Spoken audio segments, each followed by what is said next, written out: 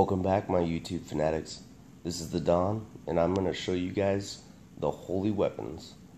So today, we're going to show you the holy weapons. So first off, if you notice this new little update down here at the bottom, I know it's not new for some people, but other people don't have it still, so the Hero Epic.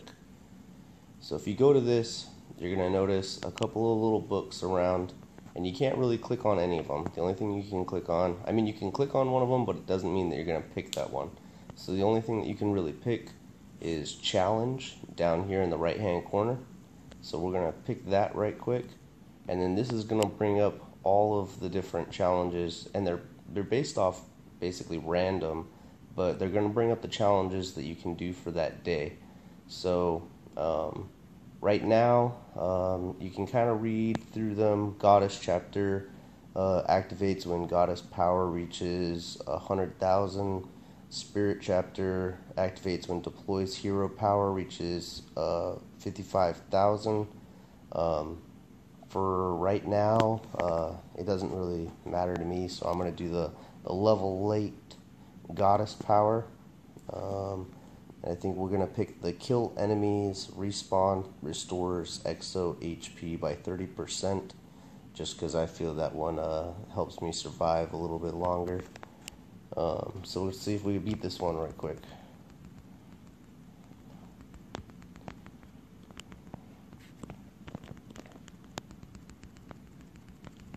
Should be fairly easy. I've been kind of going through a bunch of different ones instead of just focusing on one in particular.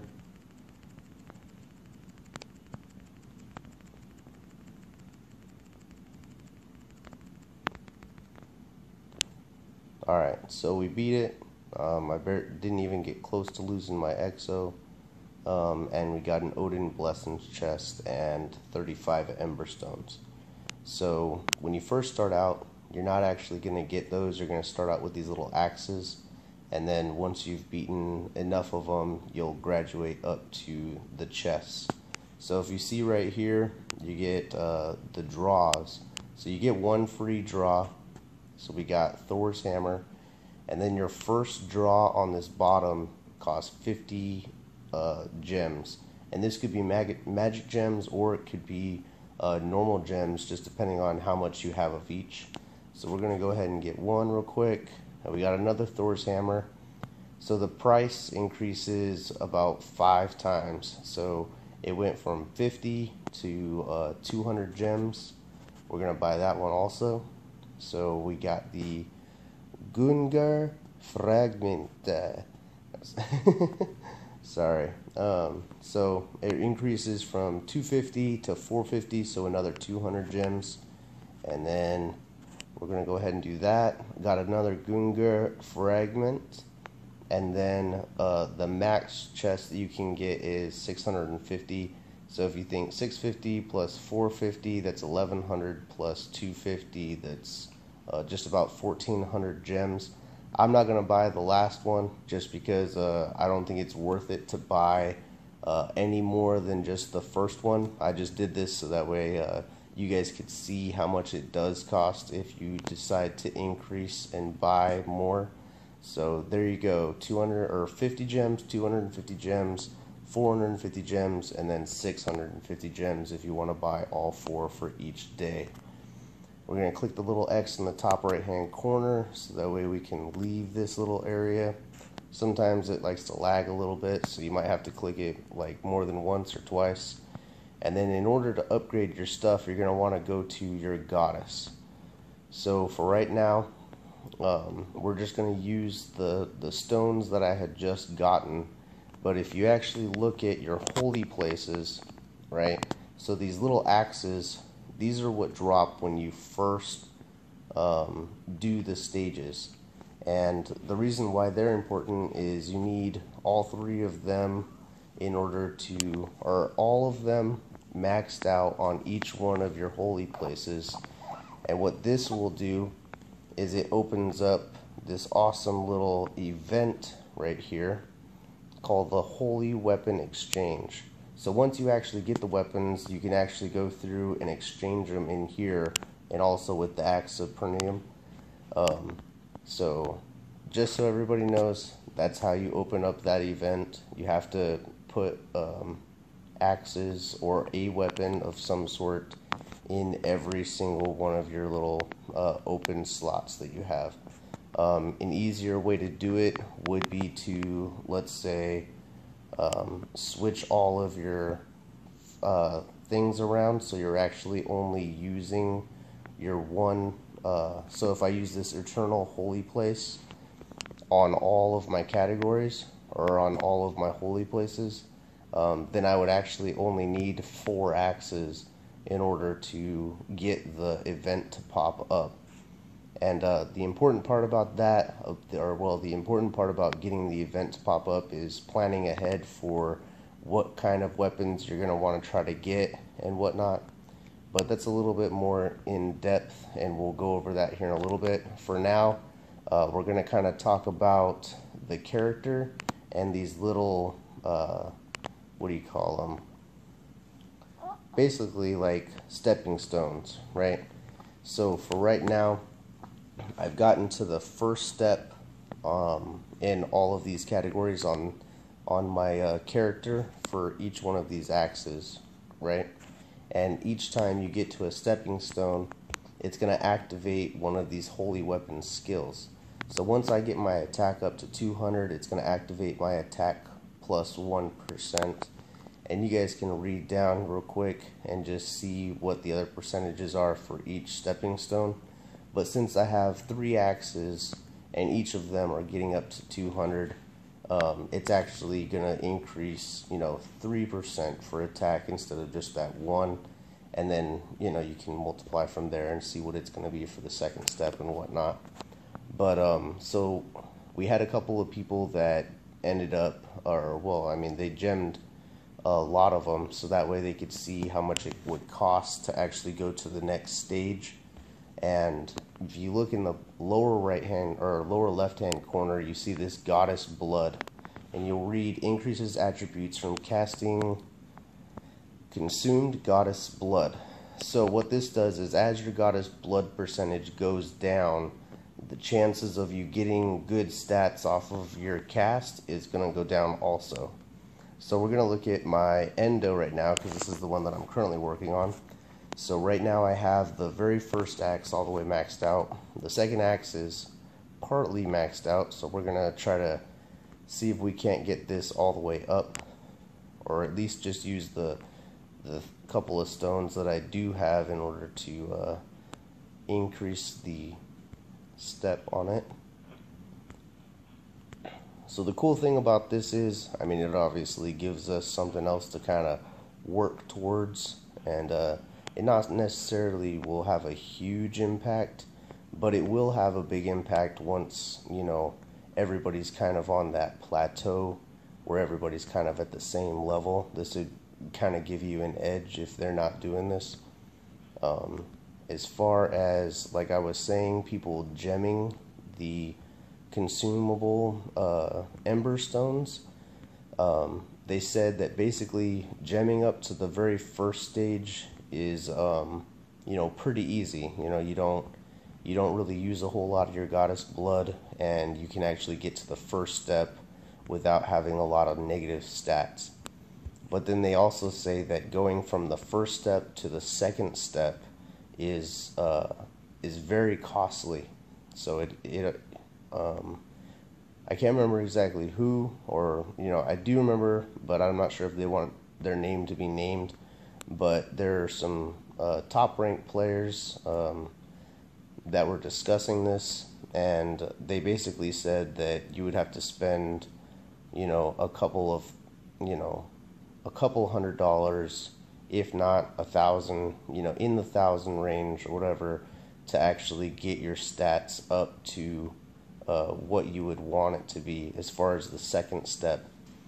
And that's just for this one category. So imagine spending $1,000 to get to the second one. We'll actually look at a different one right here real quick. So The second step gives attack 2%, attack 3% for the third step. And, you know, it basically just goes up a little bit, so it doesn't increase a whole lot, but it would cost you, you know, actual money. It would cost you a lot of money in order to upgrade these stats to the next step. So it's really not worth something that, or it's not something that I feel that is worth investing a lot of gems into. If you're gonna, you know, going off of what they said also, if you're gonna invest in something, you're better off investing in your godly weapon instead. You'll get more bang for your buck. I know that's pretty important for a lot of people because you don't want to spend a bunch of money on something that's not going to really increase your power a whole lot. But, so now that we've covered all that and the artifacts and kind of the bonuses that it gives, so it, you know, attack, dodge, parry, crit, toughness, and plus damage. So that's for the endo. So you'll notice each character is going to get different bonuses. I think your main character gets a lot of the same bonuses, except it also gets PvP. So you get attack, crit, toughness, deadly, plus damage, and PvP. And I think that's it. And then for your deploy, we'll get HP, attack, toughness, deadly, negative damage, or no, that's plus damage and negative damage. And then for your exo hero, you're gonna get HP, of course, P-Def, M-Def, toughness, crit, deadly, and negative damage. So it really would pay off.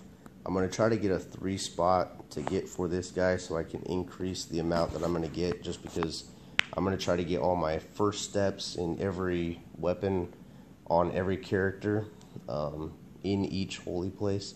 I know that's a lot, but so I'm going to try to get to the first step on all of these before I actually move on to the second step, just because I know it's going to cost a lot more of those ember gems.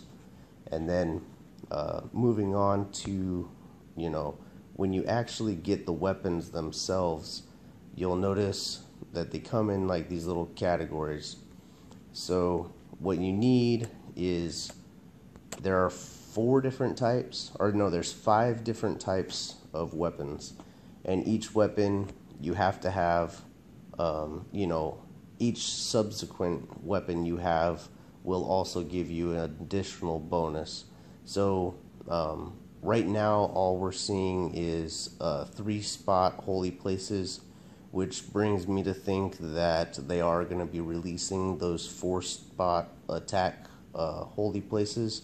So if you guys were planning on investing in, you know, a couple of those Olympic, you know, holy places, or not Olympic, Mount Olympus holy places, I would kind of hold off and see when they actually drop the 4 spot attack spots, because those are going to be huge for these holy places, or holy weapons, sorry. So you'll see this Pharaoh. So the Eye of Horus belongs to the Pharaoh's will set. The first one just, you know, gives you your basic HP, M-Def, and P-Def, but then it's going to give you, once you get your second, third, and fourth piece of that Eye of Horus, or not the Eye of Horus, but the other 3 weapons, it's going to give you plus 2.5% deadly, plus 5% deadly, and then holy skill effect plus 50%. So you'll see the holy skill effect chop, combo chop is 2% attack, plus 5% damage. The higher the combo, the higher the damage. It requires attack at 2,000 to activate. So if you look back at where your steps are at, it actually is based off of how much, it's based off how much of that stat you have. So in order to activate, let's say, the attack on my endo for this one, right, I need to get 200 attack to activate it. So what happens is you actually have to get 2,000 attack in order to activate the holy weapon skill. And that's going to take a long time. I mean, I'm not going to lie. You're going to either drop tens of thousands of dollars into this game per weapon. So, you know, in order to get it up, or if you go free, it'll take a little bit longer. I mean, it'll take a lot longer. But in the end, I'm not sure if the bonus is, you know, worth the amount of money that you would need to put in. Like those people said, you're better off investing in your holy weapon if you are going to invest that much amount of money, because it is going to get costly. So, just kind of looking at them, we got the Eye of Horus. I'm sorry. Then we got the gold mask and the crux and Sata, sure. And then for the last of the four, we have the sun god. So you'll notice those four belong to the Pharaoh's will, and they activate a 2% bonus combo, and then some deadly. For the Aegis, Olympus Glory. So this one is the Aegis Shield. This one gives attack, HP, MDef, and PDef. And it basically gives the same thing that the Will's Pharaoh does, but if you notice, there's slight differences in the actual bonuses on each of the weapons. Well, maybe not a huge amount. But, so the first four, Eye of Horus, Gold Mask Exchange, Crux, Sun God's Chest belongs to one. Then the Aegis Shield, Poseidon's Trident, the Pandora's Box, and the, I don't even know how to say that, belongs to the Olympus Glory. Then we have the King Arthur's Grail, belongs to the Avalon Fury, and the Excalibur, the King's Arthur Crown. I don't know how to say that, but it also belongs to that one. And then we start on the next one, which would be the Aladdin's Lamp. And you'll notice the biggest difference is we went from, you know, the set amount used to be deadly and whatnot, and then once you get down to this one, it's actually going to turn into HP. So, I mean, if you put two and two together, I would say that these top two, I would say, would go towards more like Odin, or towards Bella, I guess, probably.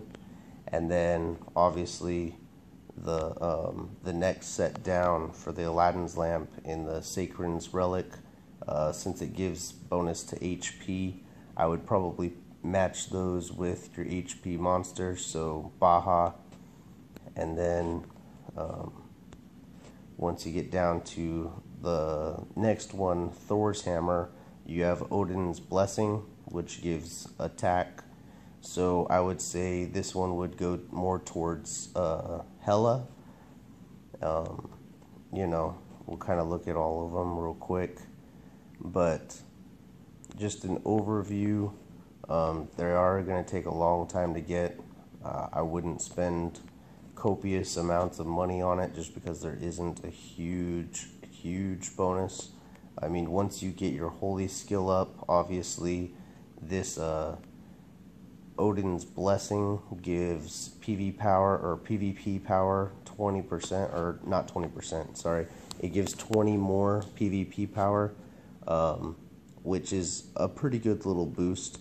You could actually probably run the Odin's Blessing on, let's say, your deploy, your character, and your endo, and then run the other one, which would be the Saccharin's Relic, on your exo just to give him some more survivability. Typically, I wouldn't probably use, personally, I wouldn't use these top couple of them just because, you know, I don't really need a whole lot of deadly. I would rather go towards my PvP, my attack, and making my exo more survivable. But so once you complete those stages and whatnot, they give you these little chests.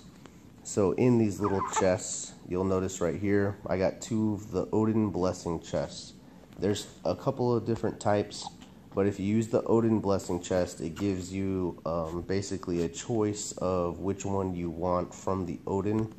I'm gonna go with this horn. So it gives me the horn, and we're gonna use the next one. I'm gonna get the horn again. But if you were to get one of the others, I can't remember exactly which one it is, but it would actually, it would give you specifically a chest that you could choose a couple of different chests inside of. I was hoping that I was going to get the drop on it, but it didn't. But basically, it gives you a red chest, and when you open that chest, it gives you a choice of a couple of different chests that you can choose from. And once you choose that chest, then it gives you the fragment that's associated with that chest. I know that was a lot of chests that I'm talking about, but hopefully you guys kind of understand where I'm coming from.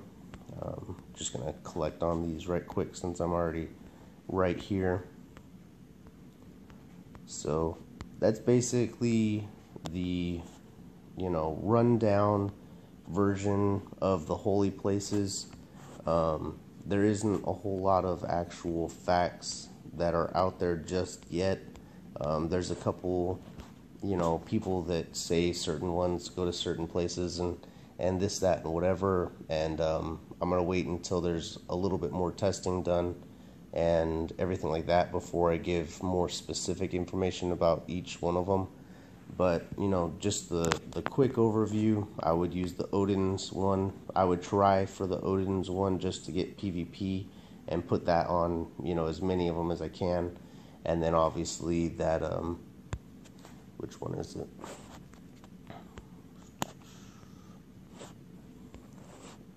The Sacred's Relic, I would, you know, tailor towards that one for my exo. And then, you know, the Odin for basically everybody else if you're running an attack monster. So hopefully with some good quick information, I'm going to try to keep these a little bit shorter just because I know I like to ramble on around. But hopefully you guys like the video, and I'll see you guys in the next one.